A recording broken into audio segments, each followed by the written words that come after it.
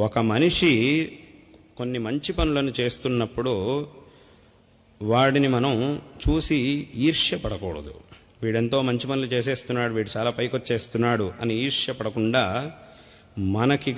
మనకి సాధ్యం కానటువంటి పనిని వీడు చేయగలుగుతున్నాడు కాబట్టి మనకెలాగూ ఇది చేయడం సాధ్యం కాదు, అయితే ఈ వ్యక్తి ఇంత మంచి పనులు చేస్తున్నాడు కాబట్టి మనము దానికి సహకరిస్తే దానిలో కొంచెమైనా పుణ్యం మనకి లభిస్తుంది అనేటటువంటి భావనతో ఒక మనిషికి, మంచి పని చేస్తున్నటువంటి ఒక మనిషికి, వీడు మంచి పని చేస్తూ ఉండగా వీడు ఇన్ని మంచి పనులు చేస్తున్నాడు, ఇదంతా ఒట్టి నాటకం, ఎలా చేస్తున్నాడు అని మనం ఆక్షేపణ చేస్తే మనకి పాపమే వస్తుంది తద్వారా.